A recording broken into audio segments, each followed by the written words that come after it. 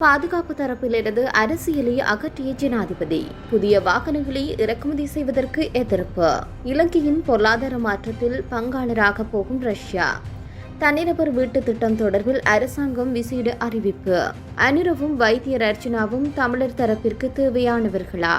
கோழி இறைச்சியின் விலை குறைப்பு தொடர்பில் வெளியான தகவல். ஐக்கிய தேசிய கட்சியை மீண்டும் பலப்படுத்துவோம். தலதா அத்துக்கோரலை சபதம். புதிய மேம்பாட்டுதலை அறிமுகம் செய்யும் வருஷம். இலங்கையின் தேசிய பாதுகாப்பு துறையில் ஜனாதிபதி அன்றகுமார திசாநாயக்க குறிப்பிடத்தக்க மாற்றங்களை செய்து வருகின்றார். அதன்படி அவர் தூரநோக்கம் மற்றும் அரசியல் கலந்தவர்களின் பதவிகளில் மாற்றங்களை செய்துள்ளார். அதன் அடிப்படையில் முன்னாள் ஜனாதிபதி கோட்டபயவினால் பல்வேறு துறைகளுக்கு நியமிக்கப்பட்ட ஜெனரல் சவேந்திர சில்வா வகித்த பாதுகாப்பு படைகளின் தலைமை தளபதி பதவியை நீக்கியதாகும். 2009 முடிவடைந்த பிரிவினைவாத போரின் போது இந்த பதவியில் பயனுள்ளதாக இருந்த போதிலும் அது காலாவதியானது. முன்னதாக தேசிய மக்கள் சக்தி அரசாங்கத்திடமிருந்து தம்முடைய பதவி காலத்தை நீடித்துக் கொள்ள அவர் எடுத்த முயற்சிகளும் நிராகரிக்கப்பட்டதாக ஊடகம் குறிப்பிட்டுள்ளது.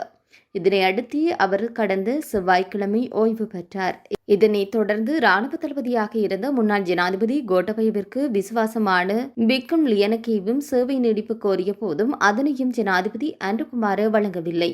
இந்த நிலையில் அவரும் பதவி விலகினார். அதற்கு பதிலாக ராணுவ தளபதியாக லெப்டினன்ட் ஜெனரல் லசந்த் ரோட்ரிகோ நியமிக்கப்பட்டுள்ளார். அதே நேரம் இலங்கை கடற்படையின் புதிய தளபதியாக வைஸ் அட்மிரல் காஞ்சனா பமுனுகோடா நியமிக்கப்பட்டுள்ளார். இந்த வாரம் ராணுவ தலைமையகத்திலும் மாற்றங்கள் ஏற்பட்டன. மேஜர் ஜெனரல் சில்வெஸ்டர் பெரேரா ராணுவ செயலாளராக நியமிக்கப்பட்டுள்ளார்.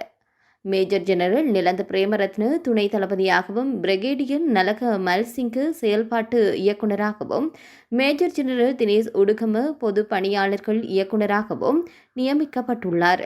மேலும் ராணுவ புலனாய்வு இயக்குநரகத்திலும் பல மாற்றங்கள் ஏற்பட்டுள்ளன. இதன் இயக்குநர் பிரிகேடியர் சந்திக்க மகாதன் திலக்கு திட்ட அதிகாரியாக நியமிக்கப்பட்டுள்ளார்.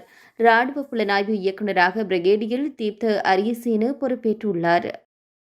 புதிய வாகனங்களை இறக்குமதி செய்வதை நிறுத்திவிட்டு அடுத்த 2 ஆண்டுகளுக்கு தரமான பயன்படுத்தப்பட்ட வாகனங்களை மாத்திரமே நாட்டிற்குள் அனுமதிக்குமாறு இலங்கை வாகன இறக்குமதியாளர்கள் சங்கம் அரசாங்கத்திடம் கோரிக்கை விடுத்துள்ளது.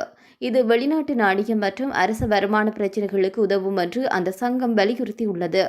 புதிய வாகனங்களை இறக்குமதி செய்வதை குறைப்பதற்கும் உயர்தர பயன்படுத்தப்பட்ட வாகனங்களை இறக்குமதி செய்வதை ஊக்குவிப்பதற்கும் தமது சங்கம் அரசாங்கத்திற்கு ஒரு திட்டத்தை முன்வைத்துள்ளதாக சங்கத்தின் தலைவர் இந்திக்கு சம்பத் மெரேஞ்சிகே தெரிவித்துள்ளார். இது அமெரிக்க டாலர்களின் வெளியேற்றத்தை கட்டுப்படுத்தும். அத்துடன் நடுத்தர வருமானம் ஈட்டுபவர்கள் ஒரு வாகனத்தையும் வாங்கவும் அரசு வருமானத்தை அதிகரிக்கவும் உதவும் என்று அவர் குறிப்பிட்டுள்ளார். ஒவ்வொரு ஆண்டும் வாகனங்களின் இறக்குமதியால் சுமார் 1.25 தொடக்கம் 2 பில்லியன் அமெரிக்க டாலர்கள் நாட்டிலிருந்து வெளியேறுகின்றன என்றும் மெரேஞ்சிகோ குறிப்பிட்டுள்ளார்.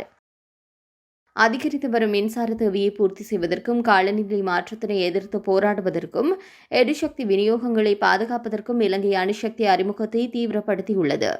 நாட்டின் முதல் அணுமின் நிலையத்திற்கான தயாரிப்பு பணிகள் ஏற்கனவே ஆரம்பிக்கப்பட்டுள்ள நிலையில் அணு மின்சார உற்பத்தியை நிர்வகிக்கும் சட்டத்தை அரசாங்கம் உருவாக்கி வருகின்றது.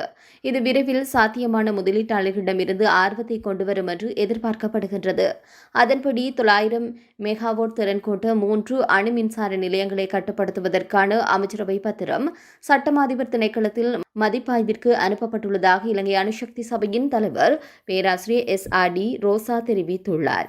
மன்னார் மற்றும் புல்மோட்டை கடற்கரையோரங்களில் பல சாத்தியமான இடங்களை இந்த திட்டங்களுக்காக அடையாளம் காணப்பட்டுள்ளன. இவை 2 மிக குறைந்த மக்கள் தொகை கொண்ட பகுதிகளாகும் என்பதன் காரணமாகவே குறித்த திட்டத்திற்காக அடையாளம் காணப்பட்டுள்ளன. இந்த விடயத்தில் இலங்கைக்கு உதவ ரஷ்யா, அமெரிக்கா, டென்மார்க், சீனா மற்றும் இந்தியா ஆகியவை ஆர்வம் காட்டியுள்ளன. சுமார் 100 மெகாவாட் திறன் கொண்ட இந்த உலைகள் மிக குறைந்த ஆபத்துடன் இயல்பாகவே பாதுகாப்பானவையாக அமையும் என்று பேராசிரியர் ரோசா கூறியுள்ளார். இந்த நிலையில் அணுக்கழிவுகளை ரஷ்யா கையாளும் என்பதனால் ரஷ்யாவின் ஆதரவு பரிசீலிக்கப்படுவதாக அவர் குறிப்பிட்டுள்ளார். நடவடிக்கைகள் உரிய முறையில் செயல்படுத்தப்பட்டால் ரஷ்யாவின் தொழில்நுட்ப உதவியுடன் 2032ஆம் ஆண்டில் இலங்கை முதல் அணுமின் நிலையத்தை காணலாம் என்று அவர் தெரிவித்துள்ளார். இடைநடுவில் நிறுத்தப்பட்டுள்ள வீட்டுத் திட்டங்களின் நிர்மாண பணிகள் மீள ஆரம்பிக்கப்படும் என நகர அபிவிருத்தி நிர்மாண மற்றும் வீடமைப்பு அமைச்சு தெரிவித்துள்ளது. இந்த திட்டத்தை மீண்டும் தொடங்குவதன் முக்கிய நோக்கம் ஒவ்வொரு தனிநபருக்கும் வீட்டு உரிமையை வழங்குவதாகவும் அந்த சபை தெரிவித்துள்ளது. இதன்படி முன்னுரிமை அடிப்படையில் உரிய திட்டங்கள் நடைமுறைப்படுத்தப்படும் என கூறப்படுகின்றது. தற்போதைய நிலவரப்படி கிட்டத்தட்ட 1 மில்லியன் மக்கள் வசதியான வீட்டு உரிமை இல்லாதவர்கள் என அடையாளம் காணப்பட்டுள்ளனர். இவர்களில் 60,000 பேர் கொழும்பு மாநகர பகுதிக்குள் வாழ்வதாக தெரிவிக்கப்படுகிறது. இதன்படி அந்தந்த பகுதிகளை உள்ளடக்கிய வகையில் வீட்டுத் திட்டங்கள் ஆரம்பிக்கப்பட உள்ளதாக கூறப்படுகின்றது.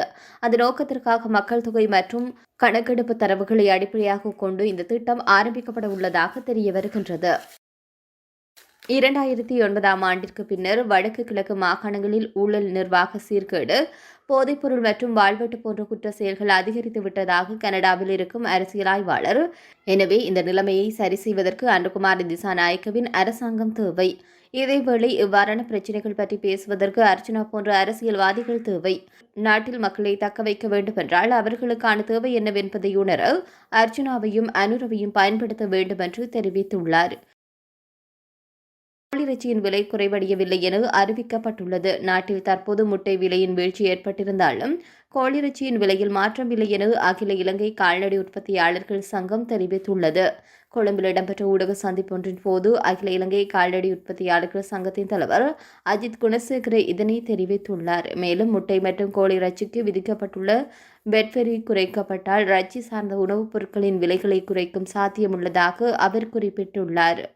ஐக்கிய தேசிய கட்சியை முன்பிருந்த நிலைக்கு மீண்டும் பலப்படுத்துவதே என்னுடைய இலக்கு என்று கட்சியின் புதிய பொதுச் செயலாளர் தலதா அத்துக்கோரலை தெரிவித்துள்ளார். ஐக்கிய தேசிய கட்சியின் பொதுச் செயலாளராக நியமிக்கப்பட்டுள்ளமை குறித்து அவரிடம் வினவிய போது அவர் இவ்வாறு தெரிவித்துள்ளார். தொடர்ந்தும் கருத்து வெளியிட்ட அவர், இனிவரும் காலங்களில் ஐக்கிய தேசிய கட்சியை கட்டியெழுப்ப அர்ப்பணிப்புடன் செயல்படுவோம்.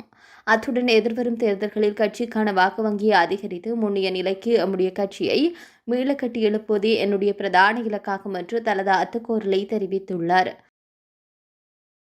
சர்வதேச அளவில் அதிக பயனாளர்களை கொண்ட வாட்ஸ்அப் செயலியின் புதிய மேம்படுத்தல் ஒன்று வெளியாகியுள்ளது. இந்த மேம்படுத்தலின் மூலம் வாட்ஸ்அப் பயன்பாட்டில் குழு அழைப்பை தொடங்கும் போது குறிப்பிட்ட பங்கேற்பாளர்களை மட்டுமே தேர்ந்தெடுக்க முடியும் என வசதி உருவாக்கப்பட்டுள்ளது. அதன்படி இப்பொழுது நீங்கள் விரும்பியவற்றை மட்டும் தேர்ந்தெடுத்து மற்றவர்களுக்கு இடையூறு இல்லாமல் கருத்துக்களை பகிர்ந்து கொள்ளலாம் என தெரிவிக்கப்படுகின்றது. உலகம் முழுவதும் உள்ள பயனர்கள் ஒரு நாளைக்கு வாட்ஸ்அப் வழியாக 2 பில்லியனுக்கு அதிகமான அழைப்புகளை பெறுவதாக கூறப்படுகின்றது. வாட்ஸ்அப் அப்ளிகேஷன் தற்போது உலகம் முழுவதும் மிகவும் பிரபல்யமாகியுள்ளது. இந்த நிலையில் கணினி வழியாக அழைப்புகளை சேகரிப்பவர்கள் அழைப்பை தொடங்கினாலும் தனியான அழைப்பு இணைப்பை உருவாக்கலாம் என தெரிவிக்கப்படுகின்றது. குழு அழைப்பு மேற்கொள்ளப்பட்டாலும் ஒரு எண்ணை நேரடியாக அழைக்க தேவையான அனைத்து வசதிகளையும் இந்த மேம்படுத்தல் மூலம் பெற முடியும் என்று நிறுவனம் அறிவித்துள்ளது.